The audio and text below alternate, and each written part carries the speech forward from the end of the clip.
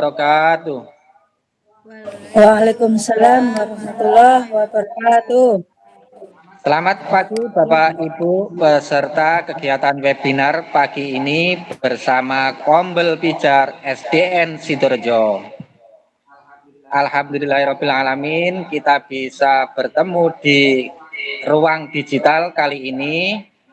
Nanti kita akan bertukar pikiran, kita akan berdiskusi, kita akan menyerap ilmu dari narasumber kita yang sangat-sangat super luar biasa sekali, yaitu Putri Wahyuni yang sudah lulus guru penggerak angkatan keempat. Pada kegiatan kali ini, Bapak Ibu, ada serangkaian kegiatan yang akan kita lalui. Yang pertama nanti pembukaan, kemudian sambutan dari Bapak Kepala Sekolah, Bapak Samsul Huda SPD MPD, kemudian dilanjutkan pemaparan materi oleh narasumber kita, yaitu Putri Wahyuni, kemudian dilanjutkan diskusi, dan yang terakhir adalah penutup. Bapak Ibu yang kami hormati, pada kesempatan webinar kali ini, mari kita buka acara ini dengan bacaan basmalah bersama. Bismillahirrahmanirrahim. Mohon maaf Bapak Ibu, karena Bapak Kepala Sekolah tadi berpesan bahwasannya ada acara yang tidak bisa diganggu, maka acara ini kita lanjutkan ke acara selanjutnya, yaitu pemaparan materi oleh Putri Wahyuni yang akan menyampaikan materi tentang pembelajaran berdiferensiasi untuk memaksimalkan potensi siswa. Untuk beliaunya kami persilahkan.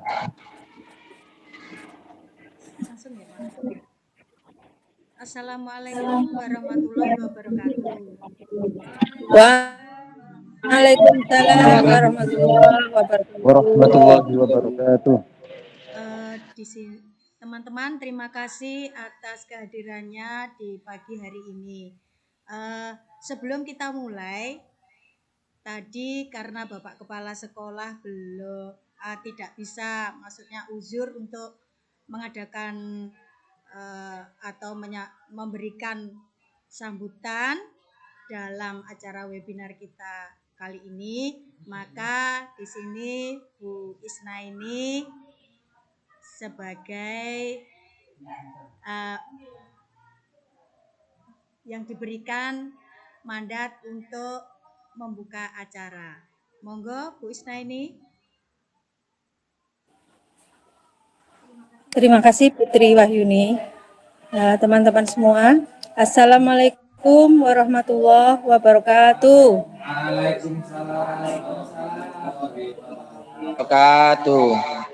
Alhamdulillah, pada pagi hari ini kita bisa menghadiri kegiatan webinar pendidikan Kombel SDN Sidoarjo dengan tema pembelajaran berdiferensiasi untuk memaksimalkan potensi anak. Saya ucapkan terima kasih kepada Bapak Moderator dan Ibu narasumber yang telah memberikan waktunya. Mari kita buka acara ini dengan bacaan Bismillahirrahmanirrahim. Semoga acara berjalan dengan lancar, manfaat dan barokah. Terima kasih. Assalamualaikum warahmatullahi wabarakatuh. Waalaikumsalam warahmatullahi wabarakatuh. Terima kasih Bu Isna ini sudah mewakili Bapak Kepala Sekolah hari ini. Tentunya hari ini adalah hari yang sangat berbahagia sekali. Kita dapat bersama-sama bertemu dengan keadaan sehat walafiat untuk bersama-sama berbagi ilmu. Semoga kedepannya acara webinar ini dapat berkelanjutan. Oke, teman-teman sekalian, kita mulai saja. Sesuai dengan acara ini.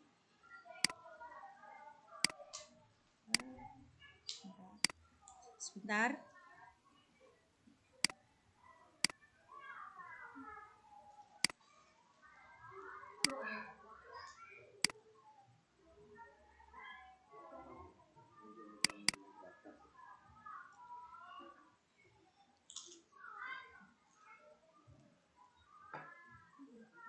Nggak usah besar ya Mas ya.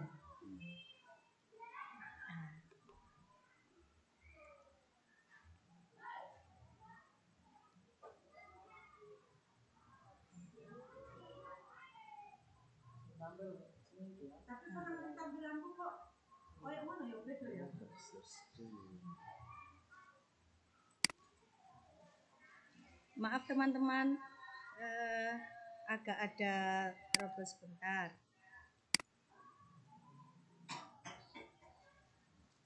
Langsung ya.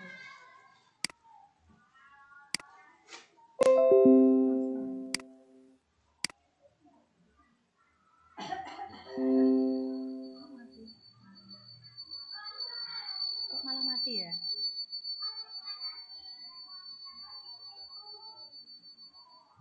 Loh, kok mati Mas?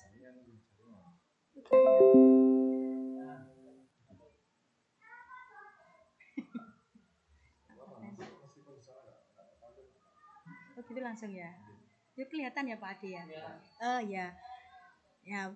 Tema kita kali ini teman-teman yaitu pembelajaran berdiferensi untuk memaksimalkan potensi anak.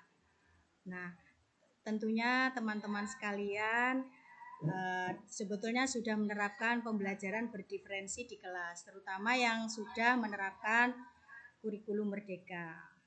Nah, bagi yang belum menerapkan kurikulum merdeka yaitu kelas 3 dan kelas 6, mari kita belajar bersama-sama. Apa sih sebetulnya pembelajaran berdiferensi itu? Pentingkah pembelajaran berdiferensi itu di dalam kelas kita?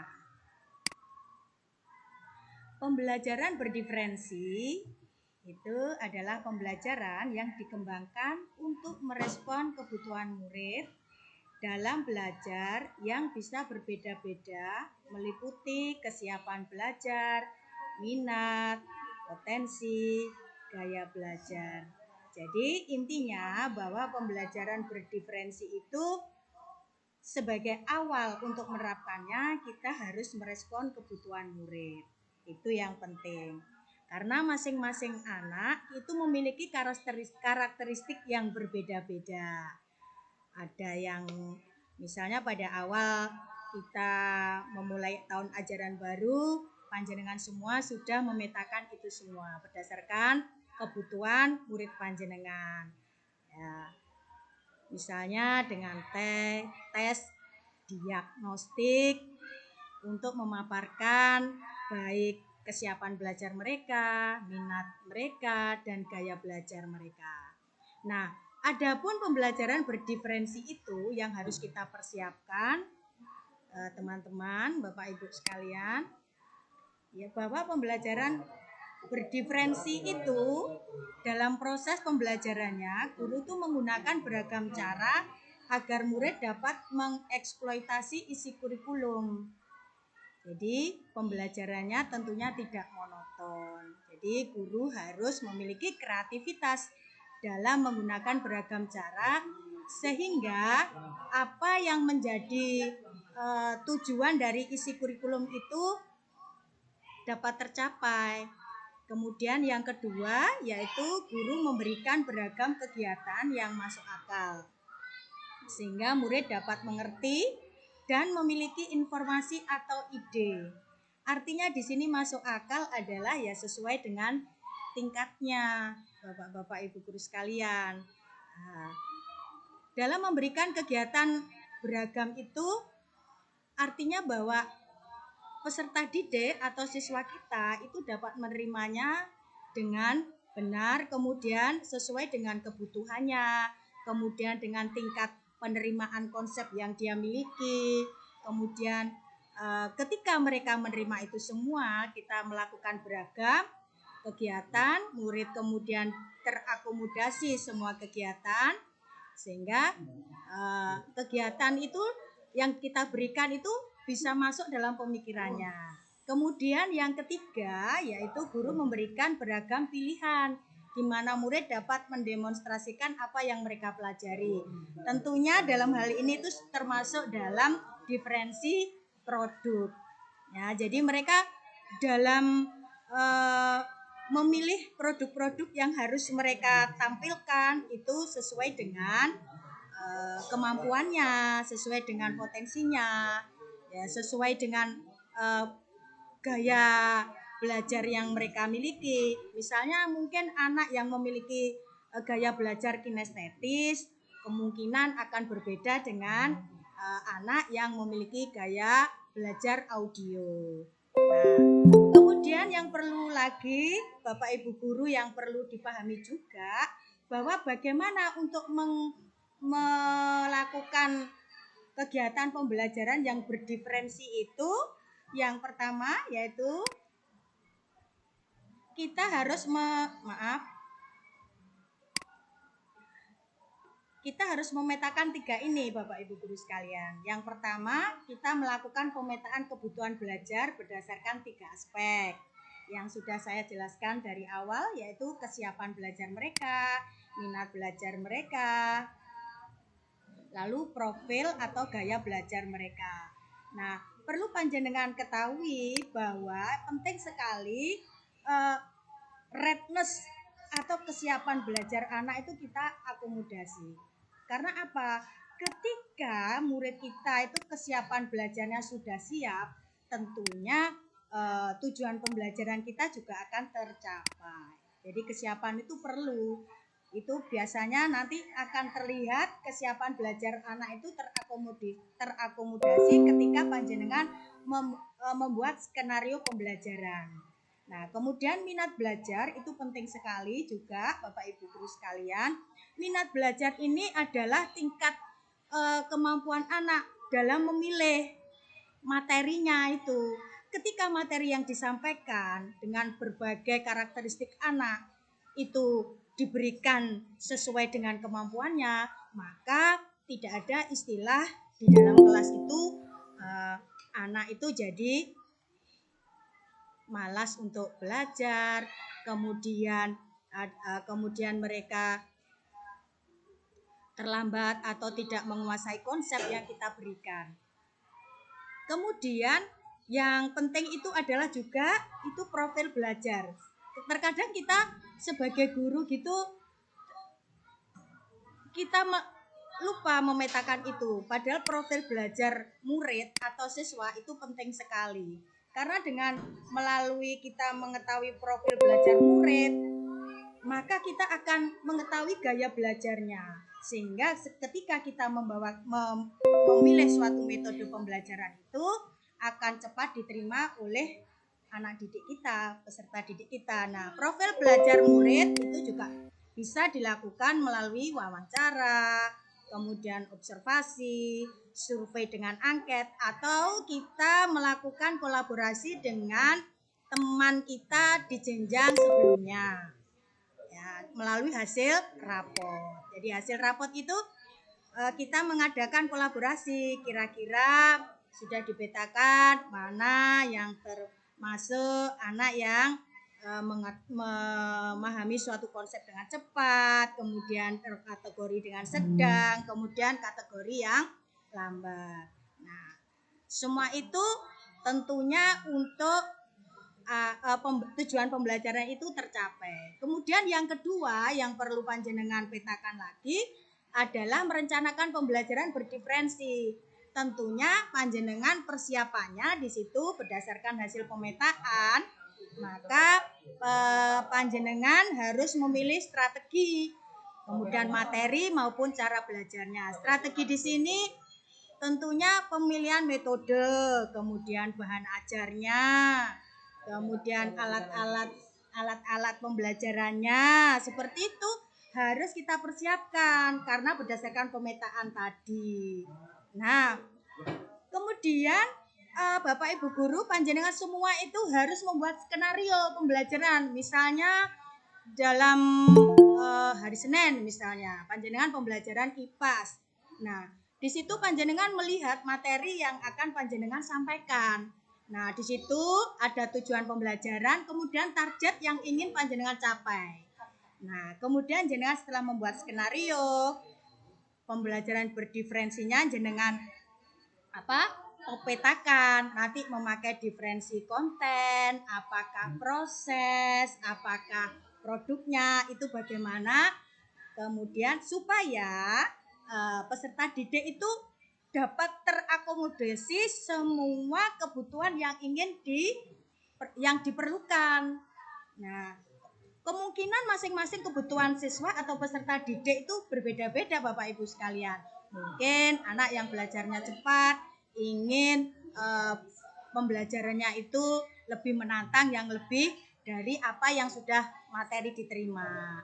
Nah, kemudian kita harus bijaksana juga ketika menemui gaya belajar siswa yang tergolong memiliki pembelajaran yang pencapaian pembelajarannya itu agak lambat. Jadi itu pentingnya sekali kita merencanakan pembelajaran yang berdiferensi.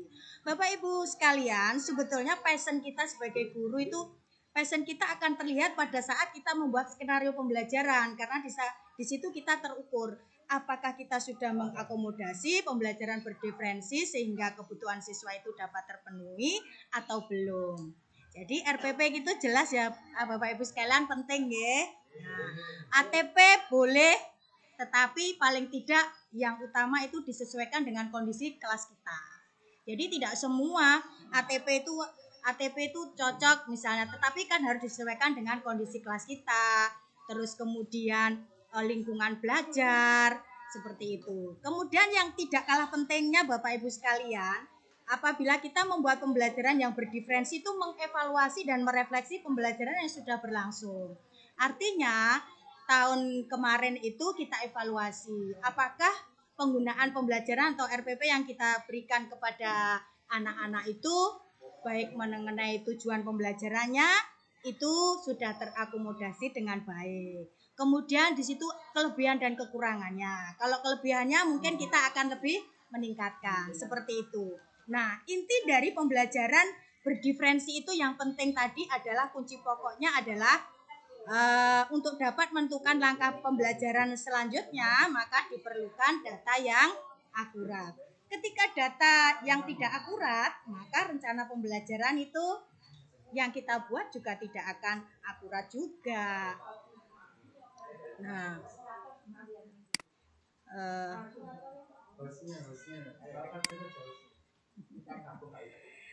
maaf ya teman-teman.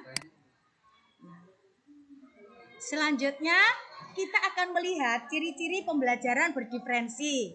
Yang pertama itu adalah fleksibel. Fleksibel karena kurikulum kita kurikulum Merdeka yang kemarin sudah KOSP-nya sudah diberikan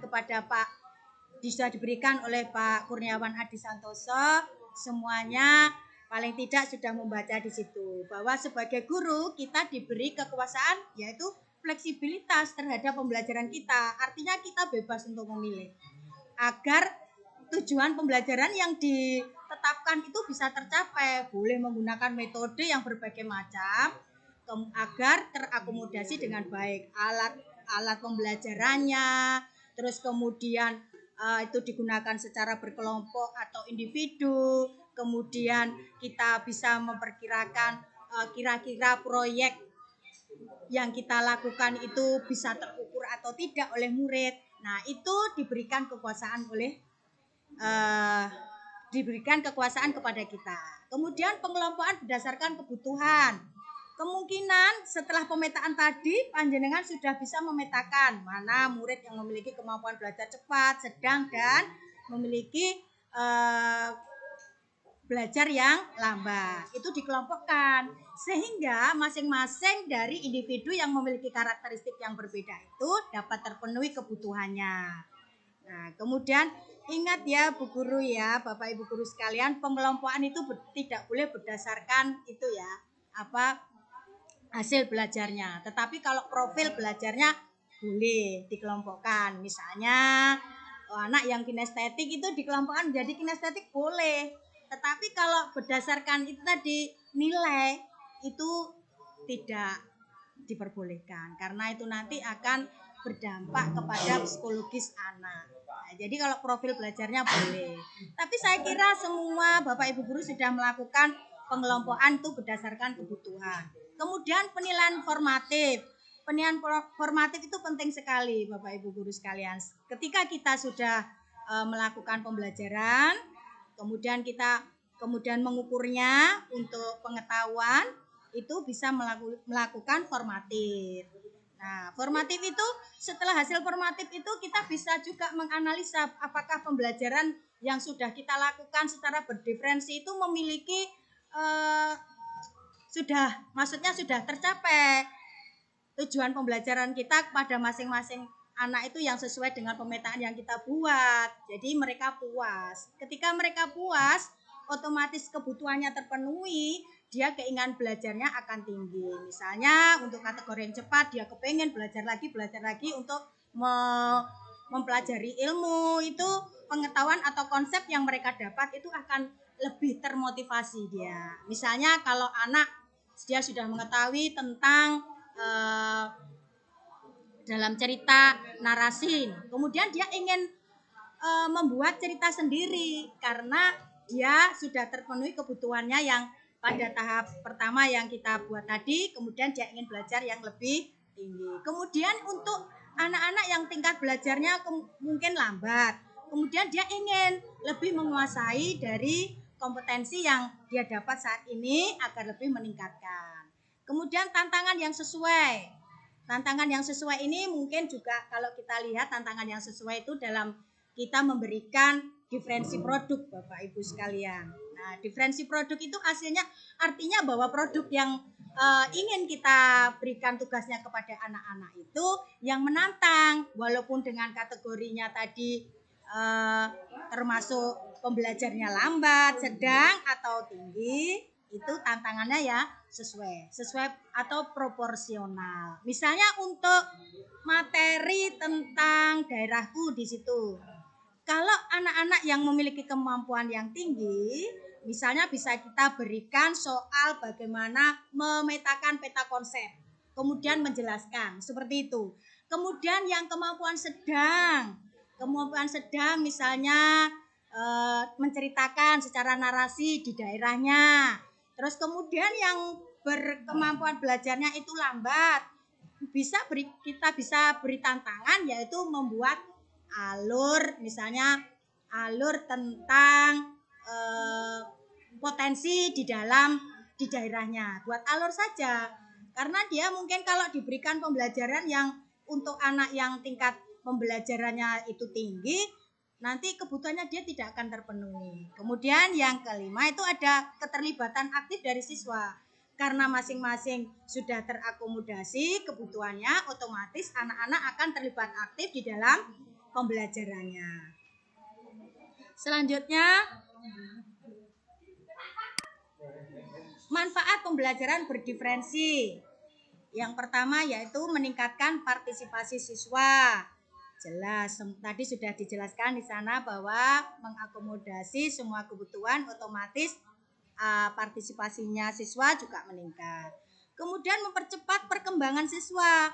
Mempercepat perkembangan siswa di sini setelah tadi pemetaan yang kita buat, maka apa yang dia dapatkan akan memberikan stimulus kepada masing-masing peserta didik atau anak untuk mengembangkan dirinya sesuai dengan perkembangan yang telah kita petakan tadi. Kemudian meningkatkan pemahaman konsep. Artinya ketika kita memberikan pemahaman konsep kepada peserta didik kita, otomatis secara bertahap kepada masing-masing anak karena berdasarkan pemetaan tadi. Nah, misalnya untuk anak yang kategorinya pembelajaran cepat, mungkin pemahaman konsepnya juga akan cepat. Nah, kemudian yang untuk pembelajarannya yang lambat, nah kita berikan suatu pilihan metode pembelajaran di mana mereka dapat meningkatkan pengetahuan yang mereka buat dengan menggunakan misalnya metode konstruktivisme. Di mana metode konstruktivisme itu sendiri kita mengadakan pembelajaran yang berulang-ulang, intinya seperti itu. Kemudian anak membangun pengetahuan yang mereka dapatkan. Artinya ketika anak yang memiliki lambat belajar, dia akan membangun dirinya itu secara bertahap. Jadi kita sudah mengetahui, oh ini yang harusnya dipenuhi oleh anak yang memiliki tingkat konsepnya yang dia terima itu yang harus dia terima untuk anak yang memiliki lambat dalam pembelajarannya. Selanjutnya, teman-teman, ini yang penting ketika panjenengan akan membuat strategi pembelajaran yang berdiferensi. Nah, aspek tadi yang sudah saya berikan tadi, 3 aspek itu yang Anda pegang. Yang pertama kesiapan belajar, yang kedua minat belajar, yang ketiga adalah profil belajar mereka. Ya, tadi sudah saya kemukakan di tadi sebelumnya. Kemudian ada 3 strategi pembelajaran berdiferensi. Panjenengan bisa memilih diferensi konten, proses atau produk di sini. Kemudian mungkin ada beberapa teman-teman itu ada yang bertanya, Bu, apakah ketiganya harus kita lakukan? Kalau bisa sebetulnya 3-tiganya kita lakukan. Tetapi untuk kedalaman materi kita lihat materi itu. Jadi tetap misalnya ketika kedalaman materi itu cukup luas, maka ketiga diferensiasinya bisa kita lakukan. Kalau misalnya yang sudah saya buat RPP itu ada yang melakukan tiga diferensiasi itu, baik konten, proses ataupun produk. Tetapi menurut kedalaman materi panjenengan, karena ini kedalaman materinya sekian, jenengan yang bisa tahu persis di dalam keadaan kelas panjenengan bisa memilih, aku pilih diferensi konten aja sama prosesnya aja, boleh. Karena pada saat diferensi produk itu jenengan kan pada pertemuan selanjutnya baru bisa jenengan menggunakan diferensi produk, misalnya untuk tugas-tugas proyek seperti itu. Nah, kemudian selanjutnya untuk diferensi konten bagaimana caranya? Nah, untuk diferensi konten itu merupakan materi atau informasi apa yang kita ajarkan kepada siswa. Konten dapat dibedakan sebagai tanggapan terhadap kesiapan, minat, profil belajar siswa maupun kombinasi dari ketiganya. Guru perlu menyediakan bahan dan alat atau materi dan media pembelajaran sesuai dengan kebutuhan belajar siswa. Jadi konten nanti hubungannya dengan setelah kalau panjenengan membuat tujuan pembelajaran di situ kontennya apa, di situ jenengan petakan agar materi atau informasi yang akan diajarkan kepada siswa itu dapat diterima oleh siswa. Itu adalah diferensi konten itu seperti itu. Jadi dengan diferensi konten itu otomatis kita akan memetakan, apa ya bahan yang kita perlukan. Misalnya ketika kita ada pembelajaran tentang daerahku, seperti yang saya buat itu terutama yang pertama adalah kita akan membutuhkan peta daerah setempat, kemudian video-video yang memberikan gambaran tentang daerah setempat, karena anak-anak sekarang kemungkinan di Sidoarjo itu belum tentu tahu apa sih sebetulnya potensi daerah Sidoarjo itu, apakah hanya bandeng dan udang saja yang menonjol. Nah, seperti itu. Kemudian apa sih sebetulnya makanan-makanan khas di daerah Sidoarjo, seperti itu. Atau panjenengan bisa membuat konten itu bisa juga dalam bentuk infografik. Infografiknya bermacam-macam. Jenengan buat di dalam Canva itu kan banyak panjenengan gunakan seperti itu. Selanjutnya cara melakukan diferensi konten. Diferensi konten ini menurut equalizer dari Tomlinson itu memberikan alat bantu ya yang dapat membantu untuk mengukur tingkat kesiapan atau tingkat kesiapan murid panjenengan. Nah, jika memetakan berdasarkan kesiapan murid, perlu menentukan jenis informasi yang harus disiapkan. Siapa yang perlu diberikan bahan belajar, yang sifatnya kondisional, mana yang sifatnya belajarnya itu bersifat transformasional atau menerima perubahan-perubahan, kemudian bahan-bahan yang sifatnya fondasional atau mendasar. Misalnya, kalau yang mendasar biasanya fondasional itu biasanya kita harus memberikan kepada peserta didik kita tuh dasar-dasar saja, fakta-fakta umum, prinsip-prinsip. Jadi sifat dari informasi itu sifatnya umum. Kemudian ide-ide atau teks yang diberikan akses kepada mereka juga levelnya juga mendasar. Maaf ini mungkin bisa, soalnya di sini maaf punya saya tidak bisa di gambarnya ini kok jadi sebentar ya teman-teman. Operator Pak, mana ini Rek? Yang melihat slide lagi yang lain. Maaf ya Pak, di mana ya? Maaf teman-teman, maaf ya. Yang bukan yang ini. Saya melihat lain. Sebentar ya teman-teman.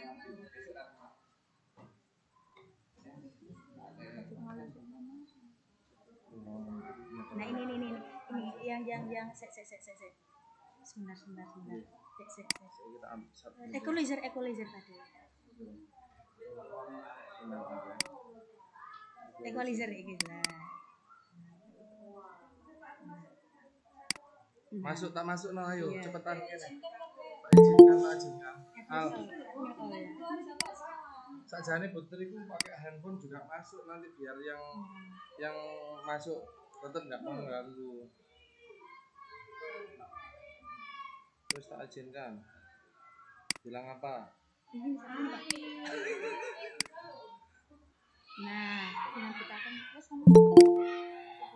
Nah, ini untuk membuat pembelajaran berdiferensi konten. Pertama, jenengan buat ini alat yang membantu untuk mengukur kesiapan siswa. Ada anak yang kondisional tadi itu hanya bersifat dasar-dasar saja. Kalau yang transformation itu yang perubahan tentunya akan berbeda. Jadi pembelajaran mungkin lebih menantang. Ada yang more structure yang hanya berupa struktur-struktur saja yang sudah ada materinya. Ya sudah itu yang diberikan guru ya wis itu saja. Karena ada anak yang seperti itu. Kemudian more open. Ketika kita memberikan materi, kemudian mereka akan termotivasi untuk pembelajaran yang lebih, ingin mempelajari yang lebih. Nah, ini adalah beberapa tipe-tipe. Ada yang simple, ada yang kompleks.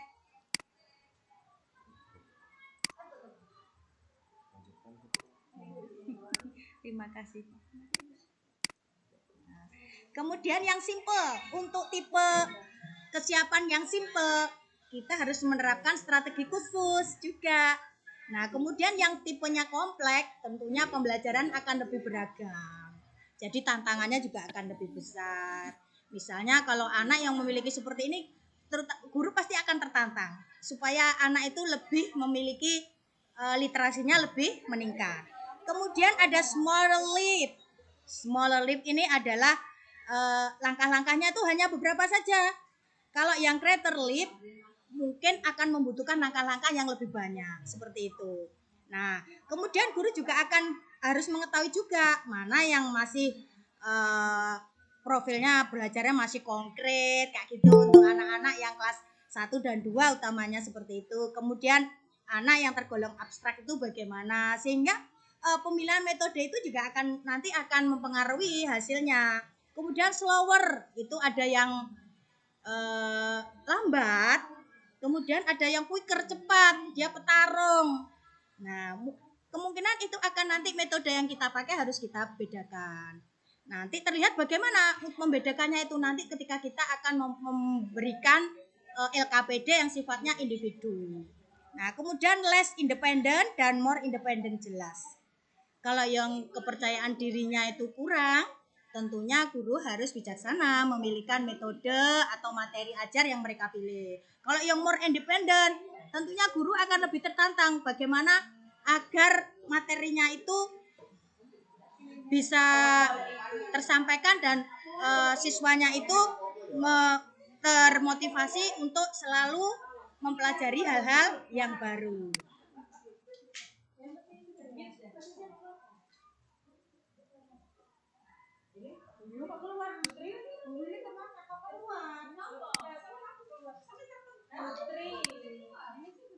Nah,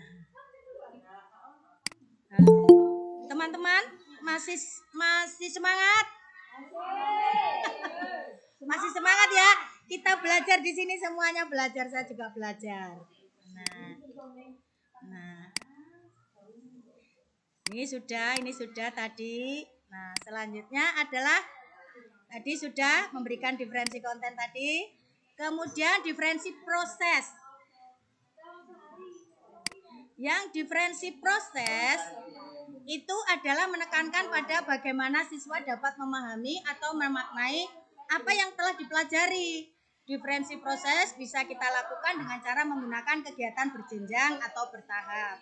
Menyediakan pertanyaan-pertanyaan pemandu atau challenge yang perlu diselesaikan di sudut-sudut minat, membuat agenda individual untuk siswa berupa daftar tugas, memberikan waktu lama atau durasi yang siswa dapat ambil untuk menyelesaikan tugas, mengembangkan kegiatan yang beragam dan tidak monoton.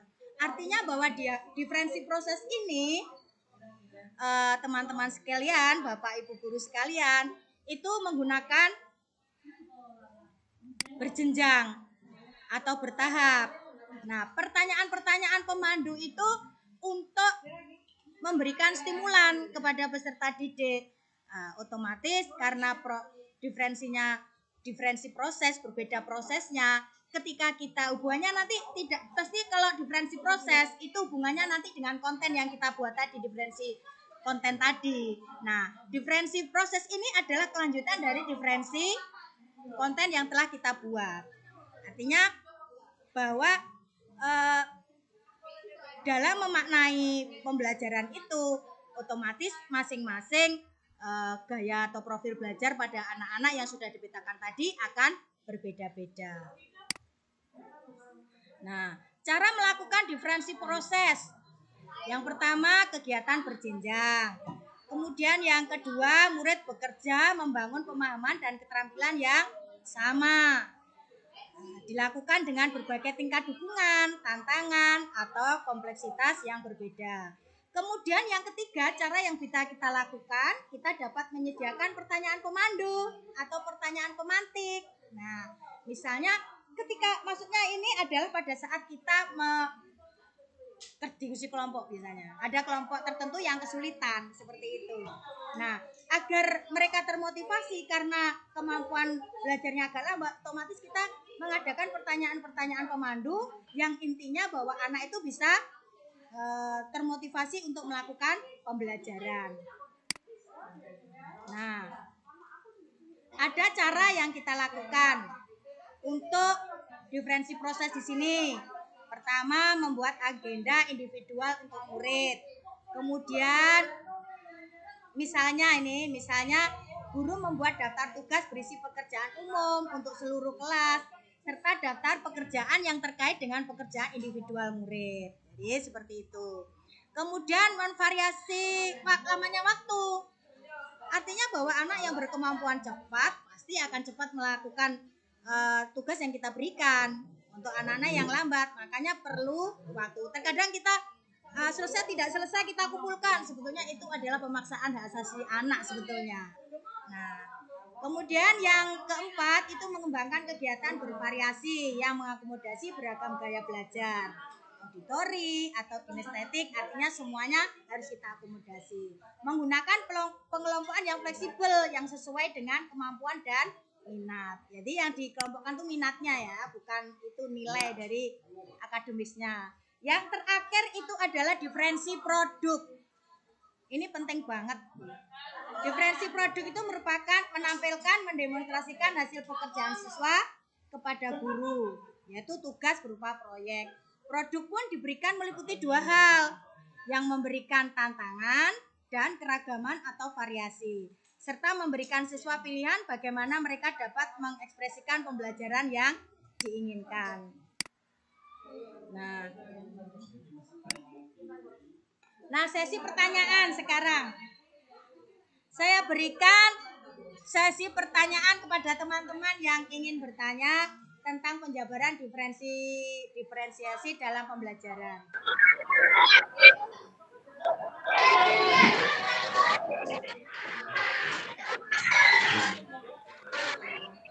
Ya, terima kasih atas pemaparan materi yang disampaikan oleh Bu Tri Wahyuni, sangat luar biasa sekali, membuat kita jadi paham apa itu pembelajaran berdiferensi, bagaimana cara mempraktikkannya di kelas, terus bagaimana merancang strateginya. Nah, sekarang kita bukti tanya jawab, barangkali ada teman-teman yang masih punya unek-unek, masih punya kegerundelan, masih belum paham mengenai materi, bisa ditanyakan langsung kepada narasumber kita yang sangat luar biasa sekali. Monggo dipersilakan, bisa menggunakan raise hand, ya bisa menggunakan raise hand atau bisa langsung chat di bawahnya itu ya, bisa chat di bawahnya itu atau dengan raise hand, mengangkat tangan. Silakan. Oh, Bu Erna. Ya, silakan Bu Erna. Bu Erna sangat luar biasa sekali, sangat antusias sekali. Silakan Bu Erna, silakan bertanya. Monggo Bu Erna. Ya, bertanya. Raise hand. Ya. Wajahnya. Kata. Wajahnya harus nampak dong. Kameranya dong. Sudah kan? Halo. Oh, sudah ada. Iya. Berarti sinyal. Iya, sinyal mungkin ya. Sudah kelihatan wajahnya yang cantik.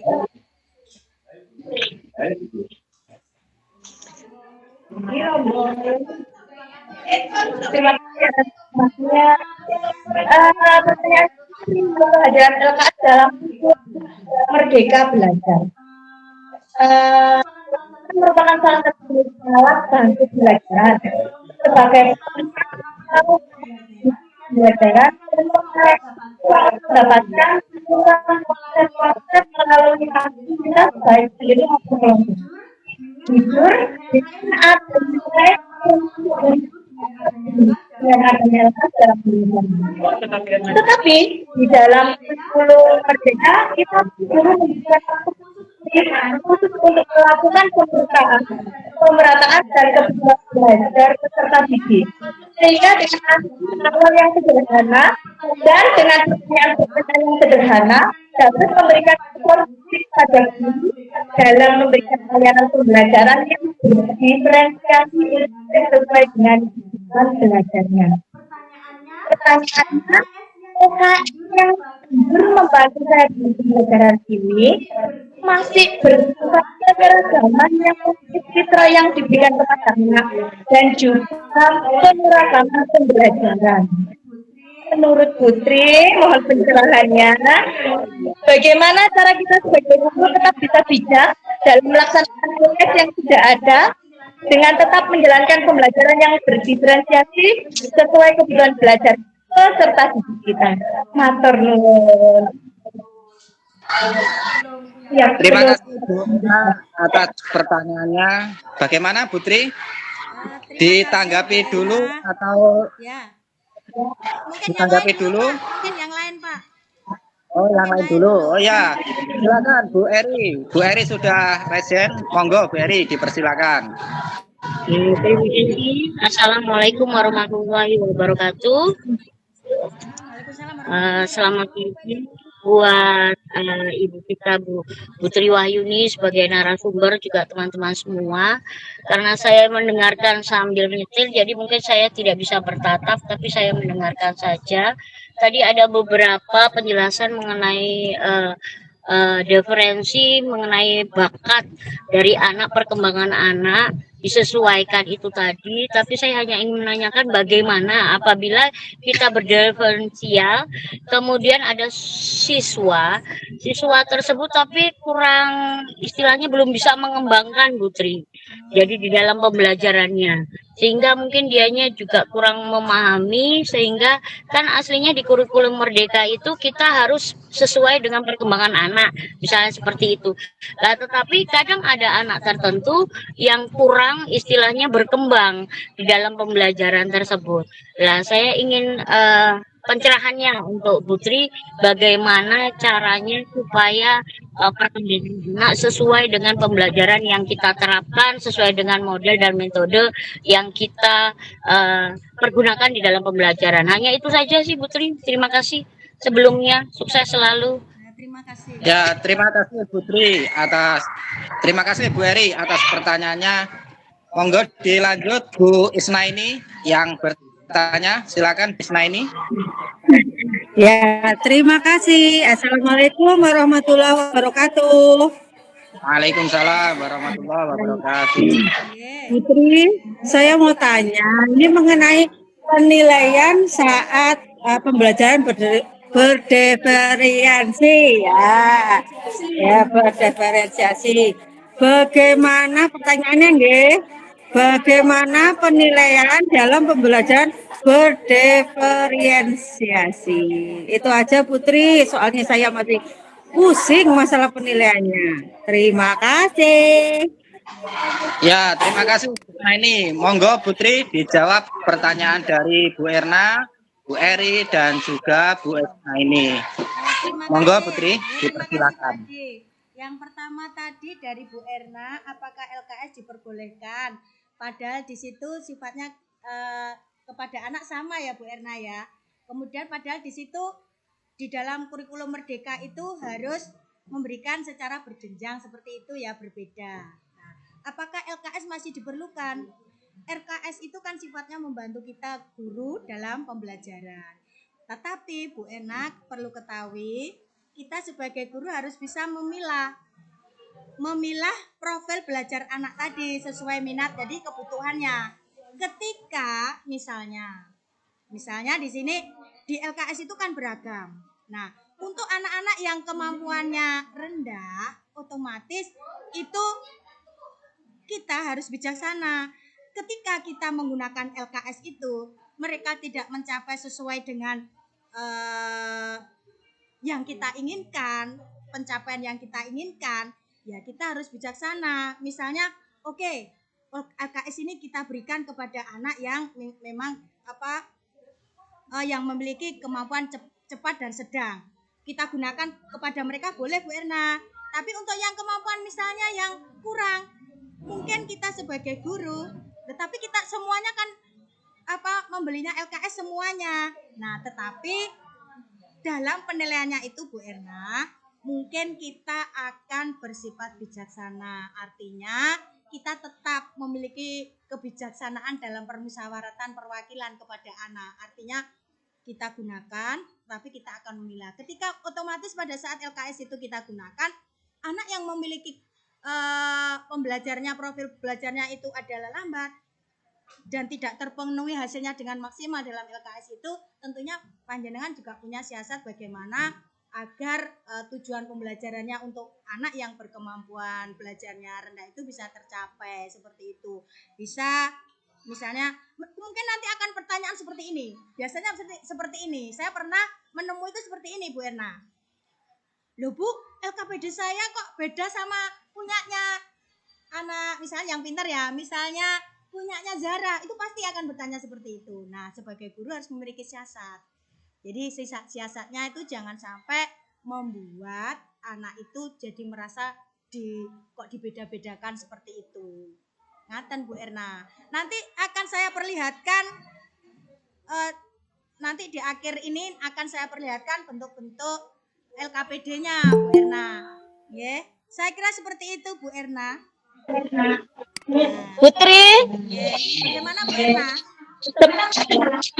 terima kasih Putri. Kalau biasanya saya juga seperti ini, apa bisa ya Putri ya? Boleh, apa seperti gimana? Biasanya itu pemberian waktu yang lebih untuk anak yang kurang. Ya, tadi sudah Bisa ya Putri? Oh, nggih. Oke. Nggih, terima kasih Putri. Sukses selalu. Nggih. Ya, sebetulnya tuh teman-teman kita sudah melakukan diferensiasi, Pak Adit. Tapi mungkin kemungkinan moga-moga hari ini nanti LKPD-nya jadi tambah bervariasi, kebutuhan siswa kita di SDN Sidoarjo bisa tercover semuanya. Terima kasih. Untuk yang kedua tadi pertanyaan dari Bu Eri. bagaimana diferensi yang kurang bisa dikembangkan kepada anak yang kemampuan belajarnya kurang. Ya, tadi sudah saya jelaskan bahwa kita tidak boleh tadi memetakan anak berdasarkan hasil atau nilai. Hasil belajar nggak boleh. Tapi kita boleh memetakannya berdasarkan minatnya boleh dikelompokkan. Kemudian profil belajarnya itu bisa dikelompokkan. Kemudian ada tadi dalam memberikan pembelajaran tadi kan bertahap.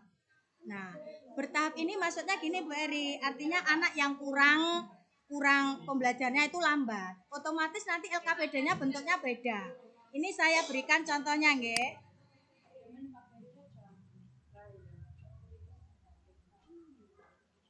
Sebentar.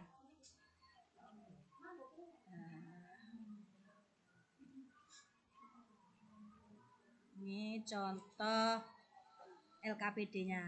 Ini contoh lembar kerja peserta didik kelompok seperti ini. Ini bersama-sama. Tetapi perlu panjenengan ketahui juga pada saat memberikan kerja kelompok, kalau kerja kelompok itu hanya diberikan satu LKPD, yang lain nanti tidak akan bekerja. Itu pasti itu. Jadi saya harapkan pada saat memberikan lembar kerja LKPD kelompok, masing-masing kelompok diberikan. Itu. Jadi mereka bersama-sama. Ketika mereka akan curah pendapat itu akan bisa terakomodasi. Tapi kalau kerjaan kelompok hanya diberikan satu lembar, mesti yang bekerja sing pinter toh. Nanti yang lain tidak akan tumbuh kerjasama dalam kelompok. Ini contoh LKPD-nya. Nah, kemudian ini lembar peserta didik yang setelah kita petakan kemampuan belajar yang cepat. Ini contohnya pada saat saya memberikan materi IPAS tentang tentang daerahku ini. Yang memiliki kemampuan cepat, buatlah peta konsep tentang alam dan ekonomi daerah tempat tinggal. Berikan penjelasannya. Kemudian penilaiannya itu keindahan tata konsep. Ini contoh penilaiannya, kemudian keruntutannya. Jadi benar. Kemudian penjelasan sesuai dengan peta konsep yang mereka buat. Nah, karena memiliki kemampuan belajar cepat. Kemudian ini yang kemampuan sedang. Tugasnya membuat paparan bentang alam dan ekonomi daerah tempat tinggal. Jadi paparan bentang alamnya dipaparkan misalnya dalam bentuk narasi. Ini untuk yang kemampuan sedang. Penilaiannya kejelasan paparan, kemudian kelengkapan dan keruntutan paparan, kemudian kerapian bentuk paparan. Itu penting banget. Jadi kan berbeda. Jadi yang pertama kemampuan cepat dan kemampuan sedang itu beda bentuk LKPD-nya. Kemudian penilaiannya juga beda. Memang kita dituntut seperti ini. Jadi ketika kita menggunakan kurikulum merdeka, bagaimana kebutuhan anak itu bisa tercapai, kemudian capaian pembelajarannya bisa tercapai, harus beragam seperti ini. Kemudian kemampuan lambat, mereka cukup membuat diagram alur bentang alam daerah tempat tinggal. Kita buatkan alur-alurnya, nanti mereka mengisi. Karena juga kita harus bijaksana di tempat kelas saya, di kelas saya itu juga ada anak yang inklusif. Jadi kita harus bijaksana membuatnya agar capaian pembelajarannya itu bisa tercapai. Jadi beragam Bu Eri. Kemudian penilaiannya untuk yang lambat itu ketepatan alur gambar diagram, keindahan, cukup dengan kerapian. Saya kira dengan seperti itu insya Allah kebutuhan mereka akan terpenuhi. Jadi ketika anak kemampuan cepat itu seperti ini bentuknya, kemudian penilaiannya seperti ini. Seperti itu. Kira-kira semoga Bu Eri terpuaskan. Kalau tidak puas, saya puas-puaskan. Jadi puas-puaskan ya. Ya, terima kasih Bu Tri atas penjelasannya secara lugas. Berarti ya peran guru memang sangat istilahnya itu dipentingkan dalam memanage untuk di kelas itu sendiri. Jadi terima kasih Bu Tri. Ya, sama-sama. Kemudian untuk Bu Isna ini, tadi sudah saya berikan penjelasan tentang penilaiannya ya Bu Isna ini kira-kira ya. Ya, terus kemudian nih yang perlu saya jelaskan juga mungkin Bu Isna ini bentuk penilaiannya di sini sudah ada rubriknya juga dalam pembelajaran. Ini contoh teman-teman, ini contoh RPP saya yang nanti akan saya buat untuk observasi kelas di PMM. Nah, yang pertama saya membuat skenario pembelajaran dulu. Nah, ini skenarionya seperti ini. Ya. Nah, yang perlu kita persiapkan, kita membuat skenario pembelajaran. Sebuah gambar infografis, kemudian kita membuat video pembelajaran. Nah, dengan harapan bahwa dengan media infografis dan video pembelajaran ini beberapa gambar disukai oleh murid diharapkan lebih mudah untuk memahami. Kemudian guru memberikan kartu-kartu pertanyaan. Tadi kartu-kartu pertanyaan itu membangkitkan untuk anak-anak agar dia itu termotivasi untuk mengerjakan apa yang kita berikan LKPD-nya tadi kepada siswa kita. Misalnya untuk anak yang kemampuan rendah, otomatis bagaimana kita melakukan pendampingan itu pastinya akan lebih banyak karena mereka membutuhkan pendampingan yang mungkin lebih banyak dibandingkan anak-anak yang memiliki kemampuan belajarnya lebih tinggi. Seperti ini. Kemudian di sini saya juga mempersiapkan langkah-langkahnya, skenario. Ya, misalnya ini kontennya yang saya buat, diferensi kontennya mengamati video, membaca dan mengamati infografis, menjawab kartu-kartu pertanyaan, kemudian seperti itu. Nah, setelah itu kita di awal pembelajaran memberikan pertanyaan pematik. Ini sudah masuk diferensi proses, Bapak Ibu, nggih. Ini diferensi prosesnya.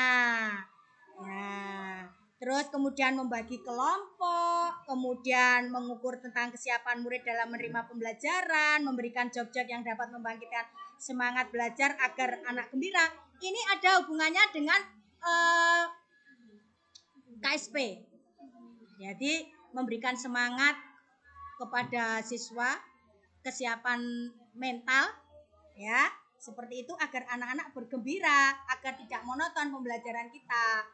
Jadi bisa dengan ice breaking seperti itu. Ini seperti ini. Terus kemudian ini guru membagi kelompok melalui diagnosis awal tadi. Tadi sudah saya jelaskan tidak boleh berdasarkan hasil belajar tapi minat, bakat dan profil belajar. Kemudian yang terakhir ini contoh seperti ini. Ini masih proses ya. Ini yang dimaksud dengan diferensi produknya, Bapak Ibu. Saya diferensi produknya, murid berkemampuan kurang menugaskan menjelaskan dalam bentuk diagram alur, murid berkemampuan sedang dengan bentuk cerita, murid kemampuan tinggi dengan membentuk peta konsep dan penjelasannya. Seperti itu. Ini nanti teman-teman ini untuk kegiatan tantangan. Kita harus memberikan tantangan. Contoh tantangan saya seperti ini tantangannya. Maaf teman-teman. Sabar nggih. Nah, ini bentuk-bentuk LKPD-nya. Seperti ini. Terus, nah, ini tugas tantangan. Tugas tantangan ini akan memberikan kepada siswa kita itu agar memiliki tindak lanjut dari apa yang materi kita sampaikan. Jadi konsep yang kita berikan itu agar berdampak kepada kelanjutan belajarnya. Di sini saya memberikan oleh-oleh khas daerah, pastinya memanfaatkan sumber daya alam daerah tersebut. Kita cermati di dalam oleh-oleh khas daerah kalian. Kemudian menentukan oleh-oleh khas yang ingin kalian cari tahu seperti itu. Cari informasi tersebut. Jadi anak akan tertantang untuk mencari. Berliterasinya juga dapat. Terus kemudian ini kerjakan sesuai dengan pemahamannya. Tetap kita bedakan produknya. Yaitu ada yang berbentuk clipping atau labbook. Dikumpulkan dalam 14 hari. Ini kalau misalnya yang berkemampuan rendah bagaimana? Ya cukup misalnya gambar misalnya onde-onde aku suka onde-onde. Nah, misalnya mulai seperti itu. Tapi mereka mengenal ini makanan khas daerah kita. Seperti itu saya kira Pak Adi. Semoga teman-teman terpuaskan. Ya, terima kasih Putri, penjelasannya sangat mudah dipahami, sangat gamblang sekali. Nah, mungkin begini Putri, bagi teman-teman yang ingin memperdalam nanti materi dari Putri itu bisa dikirimkan ke grup ya, agar kami bisa mempelajarinya lebih dalam lagi. Siap, Pak. Dibuka lagi sesi tanya jawab atau Sudah cukup, Pak Ade. materi selanjutnya? Sudah cukup ya teman-teman, 3 saja karena teman-teman juga ada yang mengajar Pak Adi. Saya kira sudah cukup. Bagaimana? Sudah cukup? Ya. Nah, Bapak Ibu yang kami hormati, demikianlah webinar pada kesempatan kali ini bersama Kombel Pijar SDN Sidorejo. Banyak pengetahuan yang kita dapatkan dari narasumber yang sangat luar biasa sekali. Mudah-mudahan apa yang kita dapatkan dari Putri bisa bermanfaat, bisa kita praktekkan di kelas untuk memfasilitasi Amin. dan mudah-mudahan Putri juga segera menerima SK Kepala Sekolah. Dan jangan lupa nanti yang sudah jadi Kepala Sekolah jangan lupakan Sidorejo ya Putri. Harapannya seperti itu. Foto dulu, foto dulu. Dulu, oke. Silakan di on kan kameranya, Bapak Ibu. Silakan on. Waduh. Monggo Putri bisa di screenshot dari laptop di situ. Ya, bisa di screenshot. Oke. Tapi nggak bisa semua kalau saya. Pak Faru, monggo di on kan Pak Faru. Sebentar. Gayanya. Monggo, Pur. Di sini sama aku. Ini screenshot. Ya, aku nggak tahu. Ini belum. Silakan. Sebentar, Pak. Hah? Ya. Screenshot. Kok nggak bisa ya ini? Di screenshot dari laptop itu. Ya, print screen. Nggak bisa, Pak. Saya Pak. Di foto aja. Sebentar, Pak. Sebentar, Pak. Wes tak fotonya. Monggo Bapak Ibu yang belum meng-on-kan kameranya silakan di-on-kan, silakan dibuka kameranya. Meskipun suaranya dimatikan tetapi kameranya di-on-kan agar ada bukti dokumentasi bagi kegiatan hari ini.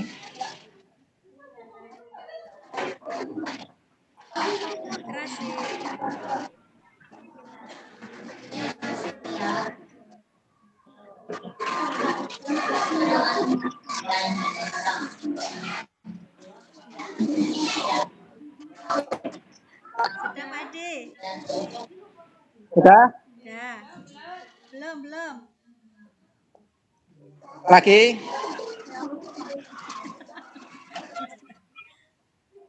Literasi.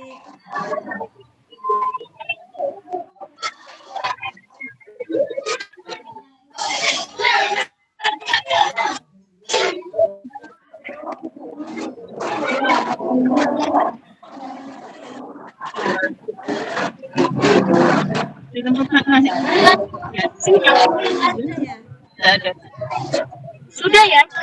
Aku pamit ya. Ya. Sudah. Ya. Sudah? Soalnya tadi kita di itu. Matinya di mana ya?